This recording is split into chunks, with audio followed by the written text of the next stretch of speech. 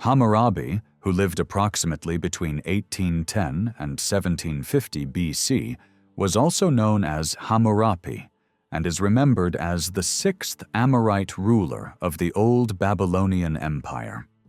He inherited the throne after his father Sin-Muballit, who was forced to abdicate because of failing health.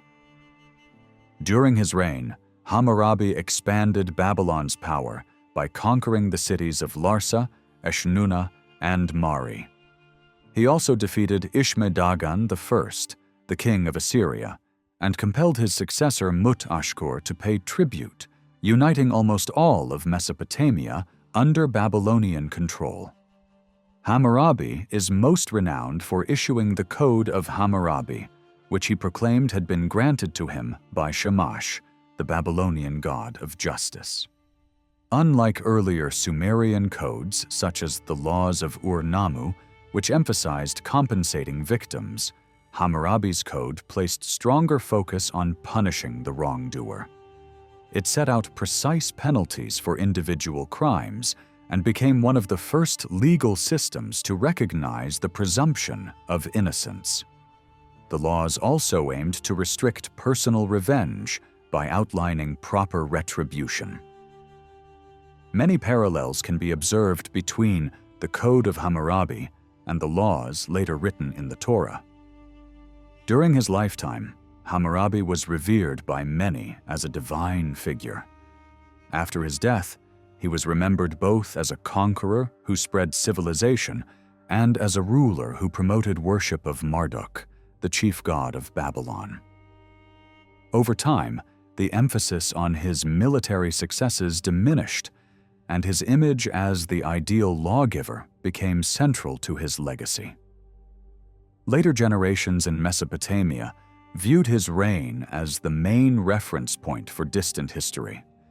Even after the fall of his empire, Hammurabi continued to be honored as a model king, and rulers across the Near East often claimed him as an ancestor. Rediscovered by archaeologists in the late 19th century, he is still regarded as one of the most influential figures in the history of law. Hammurabi came to the throne as the ruler of a relatively small kingdom in the middle of a complicated geopolitical landscape. He was an Amorite king of the first dynasty of Babylon and inherited power from his father, Sin-Muballit, around 1792 BC. At that time, Babylon was one of many city-states in central and southern Mesopotamia, most of which were ruled by Amorite dynasties, and they frequently fought for fertile agricultural lands. Although Mesopotamia was home to many different cultures, Babylonian traditions gained growing influence among the educated classes of the Middle East during Hammurabi's reign. The rulers before him had established Babylon in 1894 BC as a minor city-state that controlled little territory outside its own walls.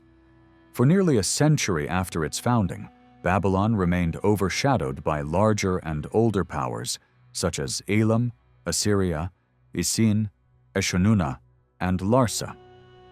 Yet Hammurabi's father, Sin-Muballit, had already begun to expand Babylon's authority in south-central Mesopotamia and managed to bring smaller cities like Borsippa, Kish, and Sippar under Babylonian rule. During this period, the kingdom of Eshnunna held control over the upper Tigris River, while Larsa dominated the southern delta. To the east, the kingdom of Elam was a constant threat, regularly launching invasions and demanding tribute from the smaller Mesopotamian states. In the north, Assyria rose under the leadership of King Shamshi-Adad I, who expanded his centuries-old network of Assyrian colonies in Asia Minor into the Levant and central Mesopotamia. His sudden death, however, weakened this growing empire and led to fragmentation, creating opportunities for other powers such as Babylon to rise. The early years of Hammurabi's reign passed in relative peace. During this period, he focused on public works, strengthening Babylon's defenses by raising the city walls and enlarging its temples. Peace did not last long, however, as the powerful kingdom of Elam, which controlled vital trade routes through the Zagros Mountains, launched an invasion of the Mesopotamian plain. With support from local allies, the Elamites destroyed the kingdom of Eshnunna, devastated several cities, and for the first time established their authority over parts of the region. Seeking to secure its new position, Elam attempted to provoke conflict between Babylon and Larsa. When Hammurabi and the king of Larsa uncovered this plot, they formed an alliance and defeated the Elamites, though Larsa provided little assistance in battle. Hammurabi, angered by Larsa's failure to support him, turned against his former ally, and by around 1763 BC had brought the entire southern plain of Mesopotamia under Babylonian control. In these campaigns, he was supported by northern allies such as Yamhad and Mari, but the absence of their troops in the north led to unrest. Hammurabi then marched north to suppress disorder, destroyed Eshnunna, and continued his expansion. His forces soon conquered the remaining northern states, including Mari, though it is possible that Mari surrendered without resistance. Hammurabi next engaged in a prolonged struggle with Ishme-Dagan, the first of Assyria, over dominance in Mesopotamia. Both rulers sought support from smaller states, but in the end, Hammurabi triumphed, driving Ishme-Dagan from power shortly before his own death. The Assyrian throne passed to Mut-Ashkur, who was compelled to pay tribute to Babylon. Within just a few years, Hammurabi had succeeded in uniting nearly all of Mesopotamia under his rule. The Assyrian kingdom endured, but was subordinated to Babylon, and among the great city-states only Aleppo and Qatna in the Levant remained outside his control. Evidence of his influence has even been found as far north as Diyarbakir, where a monument records him claiming the title King of the Amorites. Thousands of administrative tablets from Hammurabi's time and that of his successors have been unearthed, along with 55 letters written by the king himself. These texts reveal the challenges of ruling a vast empire, from responding to floods and correcting flaws in the calendar to managing the immense herds of livestock owned by Babylon. Hammurabi died around 1750 BC, leaving the empire to his son, Samsu-Iluna. Under his successor, however, the Babylonian Empire rapidly began to weaken and fragment. The Code of Hammurabi consisted of 282 laws that addressed a wide variety of matters. Although it was not the earliest law code ever created, it became far more influential in shaping political thought and international relations. Unlike earlier Sumerian laws, which emphasized compensating victims, Hammurabi's code focused on punishing offenders through physical penalties. It was among the first sets of laws to restrict the extent of personal vengeance allowed to a wronged individual, and introduced one of the earliest known examples of the principle of presumption of innocence, giving both the accuser and the accused the chance to present evidence. Each crime was matched with a specific punishment, and many of these punishments included death, mutilation, or the application of the principle of an eye for an eye, a tooth for a tooth. The laws were inscribed on a large stone stele and displayed publicly so that all could see them, though literacy was limited. The stele was later seized by the Elamites and taken to their capital, Susa, where it remained until its rediscovery in 1901 in present-day Iran. Today, it is housed in the Louvre Museum in Paris.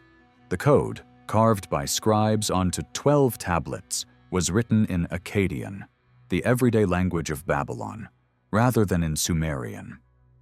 This made it accessible to any literate person of the time.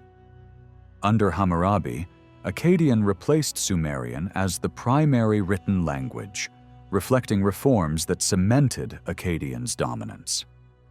At the top of the stele, a relief shows Hammurabi receiving the laws from Shamash, the Babylonian god of justice, while the introduction declares that Hammurabi had been chosen by Shamash to deliver these laws to his people. Because of his enduring reputation as a great lawgiver, Hammurabi's image and legacy appear in many places connected with law and justice around the world. He is one of the 23 historical lawgivers represented in marble reliefs inside the chamber of the U.S. House of Representatives in the Capitol. In addition, a frieze created by Adolf Weinman in the U.S. Supreme Court building includes Hammurabi among the great lawgivers of history, ensuring his place in the collective memory of legal tradition. Hammurabi was elevated above all other rulers of the second millennium BC, receiving the rare distinction of being worshipped as a god during his own lifetime. The personal name Hammurabi-Ili, meaning Hammurabi is my god, became widely used both while he lived and long after. Soon after his death, he was remembered primarily for 3 accomplishments: achieving victory in war, establishing peace, and upholding justice. His conquests were celebrated as part of a sacred mission to spread civilization to all peoples. A stele from Ur presents Hammurabi's voice as that of a mighty king who crushed evil and compelled all nations to honor Marduk. On this monument he proclaims that the distant peoples of Elam, Gutium, Subartu, and Tukrish, with their foreign mountains and strange languages, had been delivered into the hands of Marduk, while Hammurabi himself straightened their confused minds. A hymn, written in Hammurabi's own voice, goes further, portraying him as a supernatural champion of Marduk. In it, he declares, "I am the king, the brace that restrains wrongdoers and unites people in one mind. I am the great dragon among kings, who throws their counsel into confusion. I am the net stretched across the enemy. I am the terror, whose fierce glance condemns the disobedient to death. I am the vast net that ensnares evil intent. I am the young lion who breaks nets and scepters. I am the battle net that captures those who offend me." The hymn concludes with the words, "I am Hammurabi, the king of justice." Over time, however, later traditions shifted away from glorifying his military triumphs and instead placed greater emphasis on his image as the ideal lawgiver. His reign came to serve as the standard point of reference for events in the distant past. A hymn to the goddess Ishtar, believed to have been composed during the reign of Ammisaduqa, Hammurabi's 4th successor, recalls him as the first king to hear this song in her honor and prays that he be granted eternal life. For centuries after his death, Hammurabi's laws continued to be copied by scribes as part of their training, and portions were even translated into Sumerian, ensuring that his legacy endured long after his empire's decline. During Hammurabi's reign, Babylon rose to take the place of Nippur as the most sacred city in southern Mesopotamia. Yet this glory was short-lived, for under his successor Samsu-Iluna, the Babylonian Empire began to unravel. In the north, Amorite and Babylonian control was broken when the native Akkadian-speaking ruler Puzur-Sin expelled them from Assyria around 1740 BC. At the same time, Akkadian-speaking groups in the far south rejected Amorite rule and established the Sealand dynasty in the ancient heartland of Sumer. Hammurabi's successors, lacking his strength and vision, suffered repeated defeats, losing territory to the Sealand dynasty in the south, Elam in the east, the Kassites from the northeast, and the rising Assyrian kings such as Adasi and Bel-Ibni. Within a few generations, Babylon was reduced once more to the minor position it had occupied at its founding. The final blow to Hammurabi's Amorite line came in 1595 BC, when the powerful Hittite Empire invaded and sacked Babylon, bringing Amorite rule in Mesopotamia to an end. The Hittites, however, did not remain in the city, instead transferring control to their allies, the Kassites, a people from the Zagros Mountains who spoke a language unrelated to others in the region. The Kassite dynasty went on to rule Babylon for more than 4 centuries, adopting much of Babylonian culture and preserving Hammurabi's code of laws. Even after the fall of the Amorite dynasty, Hammurabi's legacy endured. When the Elamite king Shutruk-Nahunte I plundered Babylon in 1158 BC and carried away many stone monuments, he erased the inscriptions on most of them to replace with his own. Yet on Hammurabi's law stele, he removed only a few columns, leaving the rest untouched and without adding new words. More than 1,000 years after Hammurabi's death, rulers still claimed his memory. The kings of Suhu, a region along the Euphrates northwest of Babylon, declared themselves his descendants. In the Neo-Babylonian period, a royal inscription carved for display on a stele presented the reigning monarch as a second Hammurabi, granting tax exemptions to 9 Babylonian cities and invoking the great lawgiver's name as a symbol of justice and authority.